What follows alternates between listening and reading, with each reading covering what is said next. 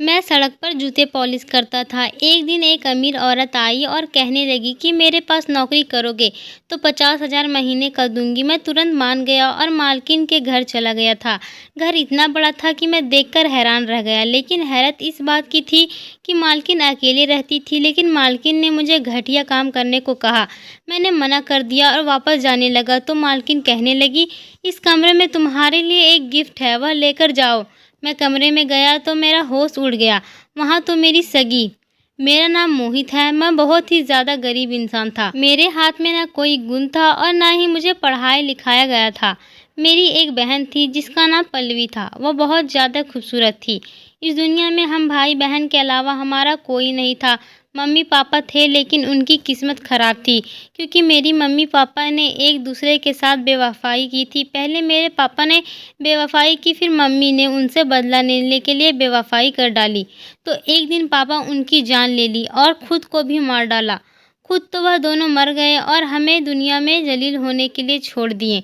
हमारे कुछ रिश्तेदार थे, लेकिन वह हमारे बुरे वक्त पर भी हंसते थे, इसलिए हम लोगों ने उनसे कभी मदद नहीं मांगी। मेरी बहन बहुत प्यारी थी। वह घर में ट्यूशन पढ़ाती थी और मैं जूते पॉलिश करता था। इससे हमारे घर चलता था। जब मेरी बहन ने कहा कि मैं घर पर जाकर पढ़ाऊंगी तो मैं सोच में पड़ गया कि जवान लड़की बाहर जाएगी। मेरी बहन ने बीए किया हुआ था और उसने 8 क्लास के बच्चों को पढ़ाना शुरू कर दिया। उनको घर जाकर पढ़ाने की वजह से महीने का 5,000 दे रहे थे। इतने पैसे तो मेरे भी नहीं बनते थे। सोचा किसी का घर होगा तो बहन घर में जाकर ही पढ़ाएगी, बाहर तो नहीं जाएगी। कोई ऐसी नौकरी तो नहीं कर रही है जिसमें किसी ऑफिस में बैठना पड़े। उन लोगों के बारे में भी हम जानते थे क्योंकि मेरी बहन की एक सहेली के वे रिश्तेदार लगते थे और उसकी सहेली बचपन से ही हमारे घर आती जाती थी, इसलिए मैंने बहन को इज्जत दी थी। वैसे भी मजबूरी थी। पल्लवी कहने लगी, वह अमीर लोग हैं, मुझे तैयार होकर जाना होगा, मुझे 1-2 सूट बनवाने होंगे। मैंने कहीं से उधार लेकर अपनी बहन को 2-3 अच्छे सूट बनवा दिए और उसके बाद वह काम पर जाने लगी और मैं सड़क पर जूते पॉलिश करता था। इसी तरह 6-7 महीने गुजर गए। मेरी बड़ी बहन की सैलरी उन्होंने 2,000 बढ़ा दी थी। अब मेरी बहन महीने के 7,000 कमा रही थी और इतने ही पैसे में मैं भी बना लेता था। हम घर में 2 ही लोग थे, इसलिए हमारा गुजारा हो जाता था। कभी घर में सब्जी नहीं होता था तो हम सूखी रोटी भी खा लेते थे। लेकिन मैं जानता था कि ज़िंदगी इस तरह नहीं गुजरेगी क्योंकि मेरी बहन की उम्र 18 साल की हो गई थी। मुझे उसकी शादी भी तो करनी थी और उसकी शादी के लिए दहेज बनाना था। लेकिन इस तरह तो कुछ नहीं होने वाला था। एक दिन सड़क पर बैठा जूता पॉलिश कर रहा था, तभी मेरे पास एक औरत आई। मैं हैरान हुआ कि इस तरफ क्यों आ रही है, क्योंकि मैं औरतों के जूते पॉलिश नहीं किया करता था और औरतों के जूते ऐसे तो होते भी नहीं थे जिनको पॉलिश किया जाए। लेकिन वह मेरे पास आकर रुक गई। थोड़ी देर मुझे देखती रही और वह कहीं खो गई। मैं दुकान के आगे बैठा करता था। जूते वाली दुकान बहुत बड़ी थी, इसलिए मैं उसके आगे ही बैठा था। दुकान के सामने एक बेंच लगा हुआ था, वह वहीं बैठ गई। वह बहुत अमीर औरत लग रही थी। उसकी उम्र शायद 40 साल की होगी। उसने काला चश्मा पहन रखा था और मुझे नहीं पता था कि उस चश्मे के अंदर से मुझे ही देख रही है। मैं भी अपनी बहन की तरह शक्ल सूरत में बहुत अच्छा था, लेकिन जब मैं पैदा हुआ था तो सब ने कहा था कि बहुत ही खूबसूरत बेटा पैदा हुआ है। लेकिन मुश्किल हालात ऐसे आए कि मेरी शक्ल ही बदल गई और मेरी शक्ल देखकर यही लगता था कि जैसे मैं बहुत ज़्यादा परेशान हूँ और हर वक्त परेशान रहता हूँ। वह किसी का इंतज़ार कर रही थी। वह बार बार घड़ी देख रही थी। वह बोली, यहाँ पर बैठकर कितने पैसे कमा लेते हो। शायद उसका समय नहीं गुजर रहा था, इसलिए वक्त गुजरने के लिए वह मेरे साथ बातें करने लगी। मैंने बोला, बहुत कम बनते हैं लेकिन कुछ न कुछ बन जाता है। फिर कहने लगी, कितने पैसे? तो मैंने कहा 5-7 हज़ार। वह बोली, इतने पैसे में तो घर नहीं चलता होगा। मैंने कहा, गुजारा नहीं चलता लेकिन चलाना पड़ता है और कोई काम नहीं आता। मैंने मजदूरी करने के बारे में सोचा था, लेकिन रोज़ दिहाड़ी नहीं बनती। हजारों मजदूर इंतज़ार में बैठे होते हैं, वहीं बैठकर घर चल जाते हैं। उसने कहा कि अच्छा, अगर तुम इतने मजबूर हो तो मैं तुम्हें काम दे देती हूँ, मेरे घर चलोगे, मेरे घर में काम करोगे? तो मैंने कहा कि मैंने कभी किसी के घर में काम नहीं किया है, मुझे तो कुछ मालूम भी नहीं है। उसने कहा, कुछ जानने की ज़रूरत नहीं है, इतना कोई ख़ास काम नहीं है, लेकिन सैलरी बहुत अच्छी होगी। मैंने कहा, कितनी सैलरी होगी? उसने कहा, 50,000। मेरे हाथ से सामान गिर गया, मैं हैरान रह गया। मैंने कहा कि आप 50,000 देंगी सिर्फ अपने घर का काम करने के लिए? जाहिर है मेरा घर में क्या काम होना था, या तो उसने मुझसे सफाई करवानी थी या फिर घर का ख्याल रखना था या साग सब्जी लेकर आना था, और इस काम के लिए इतने पैसे, इतनी सैलरी तो किसी अफसर की भी नहीं होती है। मैंने कहा, आप ज़रूर मजाक कर रही हैं, गरीबों का मजाक नहीं बनाना चाहिए। भगवान ने आपको सब कुछ दिया है, तो इसका मतलब यह नहीं है कि आप हमारा मजाक बनाएं। वह बोली, मैं तुम्हारा मजाक नहीं बना रही, मैं सच में तुम्हें 50,000 महीना दूंगी, इसलिए ज़्यादा दे रही हूँ ताकि तुम्हें कोई फ़ायदा भी हो। मैं तुमसे काम कम करवाऊंगी, सैलरी ज़्यादा दूंगी ताकि तुम्हारे लिए भी आसानी हो जाएगी। मेरी तरफ से कुछ दान हो जाएगी ताकि हमारे मरने के बाद आसानी हो जाए, क्योंकि हम अमीर लोग, हमारी दुनिया तो संवर जाती है लेकिन हम मरने के बारे में नहीं सोचते, इसलिए थोड़ा काम के पैसे ज़्यादा मिलेंगे। मुझे भी दिल को सुकून मिल जाएगा कि मैं कोई अच्छा काम कर रही हूँ और तुम्हारा काम भी हो जाएगा। बात तो वैसे भी उनकी सही थी, सबको दान देना होता है। अगर कोई यह पैसे मुझे सैलरी की सूरत में दे रही हैं तो और अच्छी बात है, क्योंकि मेरी बेइज्जती नहीं होगी कि मुझे दान दिया जा रहा है, और उनका दान भी हो जाता और मेरा घर भी चल जाता, क्योंकि अगर उसने 7 से 10,000 पर रखती तो मुझे कोई फ़ायदा नहीं होता, लेकिन 50,000 से तो मेरा काफ़ी सारे काम निकल जाते थे। मैंने उसका बहुत धन्यवाद किया। उसने कहा कि मेरा नाम संध्या है, तुम्हें अभी मेरे साथ चलना होगा, मैं तुम्हें काम समझा दूंगी, तुम कल से काम पर आ जाना। मैंने कहा, ठीक है। मैं बहुत ज़्यादा खुश हो गया, मैंने भगवान का धन्यवाद किया। सच कहूँ तो मुझे यकीन नहीं हो रहा था, मुझे ऐसे लगता था जैसे कोई सपना देख रहा हूँ। अभी कहीं से शोर की आवाज़ आएगी तो मैं जाग जाऊँगा। मुझे मालकिन ने कहा कि तुम पहली सैलरी एडवांस ले सकते हो, मुझे कोई दिक्कत नहीं है, मैं तुम पर भरोसा करती हूँ। मालकिन मुझे अपने साथ गाड़ी में लेकर घर ले गई। उनकी गाड़ी बहुत बड़ी थी, जिसमें पीछे भी बैठने की जगह थी जो खुली हुई थी। मैं गाड़ी के पीछे सीट पर बैठ गया और उनके घर चला गया। उसका घर देखकर मैं हैरान रह गया, बहुत बड़ा घर था। अगर मुझे इस घर की सफाई करनी थी तो फिर 50,000 ही लगने थे। घर बहुत ही ज़्यादा खूबसूरत था, लेकिन जब मैं अंदर गया तो मालकिन ने कहा कि तुम्हें घर की सफाई नहीं करनी है या खाना नहीं बनाना है, मैंने यह सब काम के लिए पहले ही 2 नौकर रख लिया है, तुम बस इतने काम करवाना, रोज़ की सब्जी वगैरह लेकर आना और देखना कि सारे काम ठीक से कर रहे हैं या नहीं। आज से हमारे घर में तुम देखभाल का काम करोगे। मैं सोच रहा था कि यह तो बहुत ही आसान काम है, यानी मुझे खुद को कोई काम नहीं करना बल्कि दूसरों से करवाना है। और रही बात सौदा का, कौन सा मुझे सर पर उठा कर लाना है, इतने बड़े घर में तो सौदा भी गाड़ी में आ जाएगा। मैं दिल में सोचने लगा कि मालकिन से कहता हूँ कि फिर तो आप बहुत ज़्यादा पैसे दे रही हैं। फिर मैं भी थोड़ा सा खुदगर्ज हो गया कि जब वह खुद पैसे दे रही हैं और उनको कोई दिक्कत नहीं है तो मुझे इतना सोचने की क्या ज़रूरत है। मालकिन ने कहा कि कल से तुम नौकरी पर आ सकते हो और तुम रात को यहाँ पर रहना चाहो तो भी रह सकते हो, मुझे कोई परेशानी नहीं है। मैंने कहा कि मैं इसके बारे में आपको सोच कर बताऊँगा और कल नौकरी पर आ जाऊँगा। मालकिन ने मुझे कहा कि कल को थोड़ा साफ़ सुथरा होकर आना, क्योंकि अब तुम कोई ज्योति पॉलिश करने वाले नहीं हो बल्कि एक बहुत बड़े घर की इंचार्ज हो। यही सोचकर मुझे भी खुशी हो रही थी कि अचानक से मेरी किस्मत बदल गई थी। मैं भी सड़क के किनारे बैठा जूते पॉलिश कर रहा था और अब इतनी बड़ी घर की जिम्मेदारी मुझ पर आ गई थी। मालकिन ने मुझे एडवांस सैलरी भी दे दी। मैंने सोचा सबसे पहले यह खबर अपनी बहन को सुनाऊंगी, लेकिन मैंने सोचा मैं उसको यह बात बिल्कुल नहीं बताऊंगा कि मुझे इतनी बड़ी नौकरी मिल गई है, क्योंकि मैं सारे पैसे को जमा करूंगा। अगर मैंने उसको बताया कि मुझे इतने सारे पैसे मिले हैं तो फिर हम लोग इन पैसों को खर्च करना शुरू कर देंगे। मैंने सोच लिया था कि मैं 6-7 महीने तक पैसे जमा करके फिर उसका सामान बनवाऊंगा और उसके लिए कोई अच्छा सा रिश्ता तलाश कर लूँगा, तब उसको बताऊंगा तो वह बहुत ज़्यादा खुश होगी। वैसे भी हमारी खानदान में लड़कियों की शादी जल्दी करवा दी जाती है। मेरी बहन 18 साल की हो गई थी और इस हिसाब से उसकी उम्र निकलती जा रही थी, क्योंकि मेरी मम्मी की शादी तो सिर्फ 16 साल में हुई थी। और शादी कैसे होती जिसके पास पैसे नहीं है।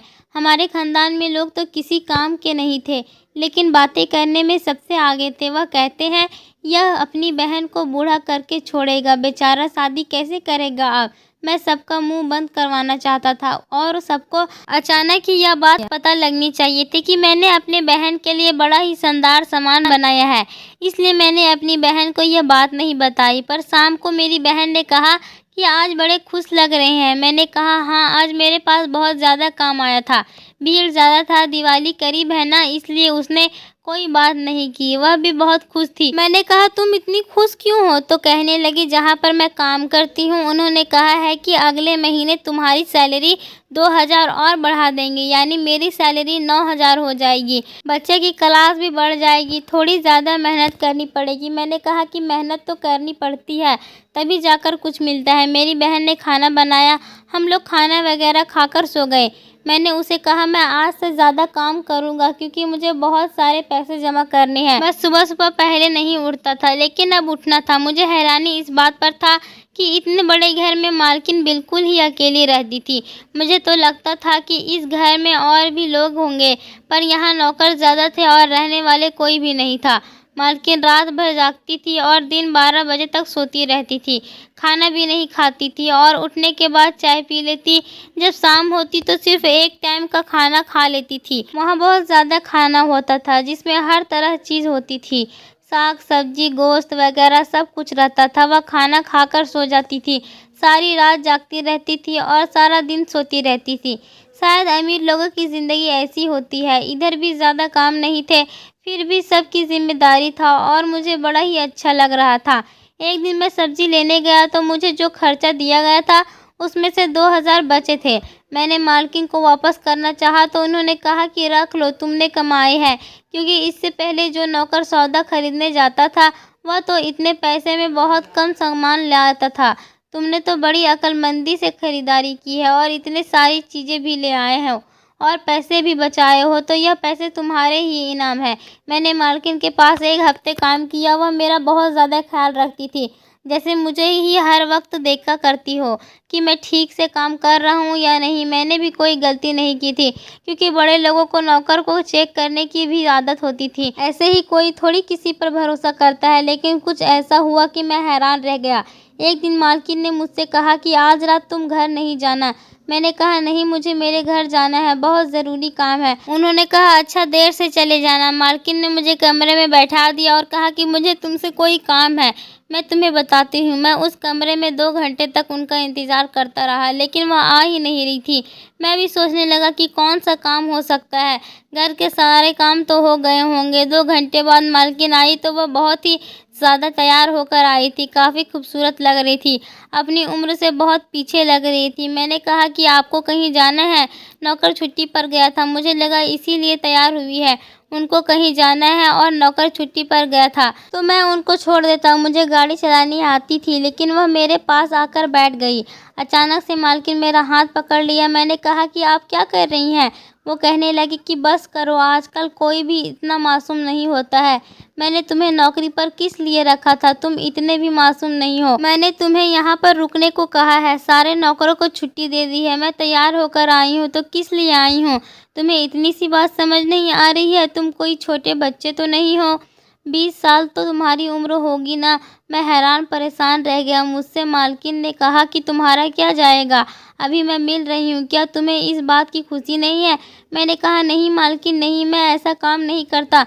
मैंने वहाँ से जाने की कोशिश की, फिर उसने मेरा हाथ पकड़ लिया। मैंने उनको मना किया था। मैंने कहा कि आप मुझे गलत काम पर नहीं उतार सकती हैं, मैं ऐसा कभी नहीं करूँगा। मैं आपको अपनी मालकिन समझता हूँ, मेरे दिल में आपके लिए बहुत इज्जत है। मैंने उनको 2-4 बातें सुनाई और जैसे ही जाने लगा मालकिन ने तालियां बजाना शुरू कर दी। मैंने पलट कर देखा था। उन्होंने कहा कि तुमने आज बहुत बड़ा इम्तिहान पास कर लिया है। मैंने हैरान रह गया। मैंने कहा कि कैसा इम्तिहान? तो उन्होंने कहा कि मैं तुम्हारे इम्तिहान ले रही थी जो कि तुमने पास कर लिया है। अब मैं चाहती हूँ कि तुम मेरी एक जानने वाली लड़की से शादी कर लो, जिसको मैंने अपनी बेटी बनाया हुआ है और वह बैठक में बैठी है। जाओ तुम जाकर उससे बात कर लो, समझो कि वह तुम्हारा इनाम है। मैं हैरान रह गया। मैंने कहा कि यह आप क्या कह रही हैं? मैं उससे शादी कैसे कर सकता हूँ? कहने लगी क्यों नहीं कर सकते हो? क्या तुम्हें शादी नहीं करनी है? मैं खामोश रहा। उन्होंने मुझे कहा कि जाओ, जाकर एक बार देख तो लो।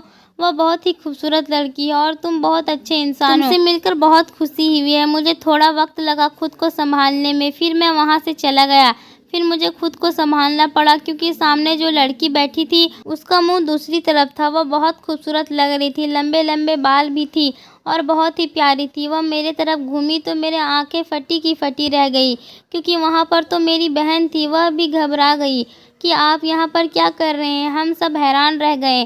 फिर बाद में पता चला कि जब मेरी बहन किसी के घर पढ़ाने जाती थी तो पास ही मालकिन का घर भी था। वह इसी मोहल्ले में पढ़ाती थी। उसकी उनके हाथ काफ़ी दोस्ती थी, लेकिन जिनके बच्चों को पढ़ाती थी वह मालकिन की बहन के बच्चे थे। और मेरी बहन ने मालकिन को बताया था कि मेरी माँ और मेरे बाप ने बेवफाई की, एक दूसरे को धोखा दिया। मालकिन ने कहा कि मुझे भी मेरे पति ने धोखा दिया और बेवफाई की, इसलिए उन्होंने कहा कि मैं तुम्हारे लिए लड़का तलाश करूँगी और ऐसा लड़का जो बेवफा नहीं होगा। हम उसको पहले चेक करेंगे। अच्छी नौकरी दी, मुझे ज़्यादा सैलरी दी, मुझे साफ़ सुथरा रहने को कहा। मालकिन ने मुझे चेक किया था कि मैं ठीक निकलूँ तो वह मेरी शादी के बारे में बात करेंगे, लेकिन मालकिन को पता ही नहीं था कि वह मेरी बहन है। हम सब हैरान परेशान रह गए। हम एक दूसरे से नज़रें चुराने लगे, काफ़ी शर्मिंदा हो गए। मैंने अपनी बहन से कहा कि तुम यहाँ शादी लगवा रही थी और तुमने मुझे बताना ज़रूरी नहीं समझा। मेरी बहन ने कहा आप यहाँ पर काम करते हैं, आपने मुझे क्यों नहीं बताया। तो मैंने कहा कि मैं तुम्हारे सामान के लिए पैसे जमा कर रहा था, तुम्हें गिफ्ट देना चाहता था। हम लोगों ने एक दूसरे पर गुस्सा निकाला। फिर मालकिन ने कहा कि मेरी गलती है, मुझे पूरी बात पूछनी चाहिए थी, बस इसी तरह मामले को रफा दफा कर दो। मेरी बहन रोने लगी। उसने कहा जब मम्मी पापा ने एक दूसरे को धोखा दिया फिर इसी तरह उनकी जान चली गई। इस दुनिया में किसी पर भी भरोसा नहीं किया जा सकता। मैंने अपनी बहन से कहा कि अगर किसी पर भरोसा नहीं किया जा सकता तो इसका मतलब यह तो नहीं है कि इंसान चुपचाप ही कमरे में बैठ जाए। बाहर तो जाना पड़ेगा, भरोसा करना पड़ेगा। मैं तुम्हारे लिए बहुत अच्छा लड़का तलाश कर लूँगा, तुम्हें फिक्र करने की ज़रूरत नहीं है। मैंने अपनी बहन के लिए सामान बनाने के लिए पैसा जमा किया था, लेकिन मालकिन ने हर चीज़ें बनाने की जिम्मेदारी अपने सर पर ले ली। हमने अपनी बहन के लिए बहुत ही अच्छा लड़का तलाश किया और उसकी शादी कर दी। भगवान का धन्यवाद है कि आज वह अपने घर में खुश है। अभी भी मैं मालकिन के घर में काम करता हूँ और आजकल मेरे लिए भी कोई लड़की तलाश कर रही हैं। दुनिया में अच्छे लोग भी होते हैं। मेरी बहन की गलती यही थी कि उसने मुझे बताया नहीं, क्योंकि वह एक वहम की शिकार थी। उसे लगता था कि जैसे हमारे माँ बाप ने एक दूसरे से वफाई करके अपनी ज़िंदगी बर्बाद कर दी और साथ साथ हमारी भी, क्योंकि हम बहुत छोटे थे। इसलिए कल को अगर उसे भी कोई ऐसा इंसान मिल जाता तो उसके साथ बेवफाई करता, फिर बाद में उसकी जान भी ले लेता।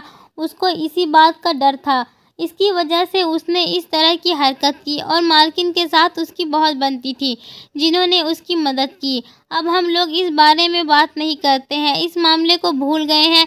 मेरी बहन अपने घर में बहुत खुश है और मैं भी अपनी ज़िंदगी गुजार रहा हूँ।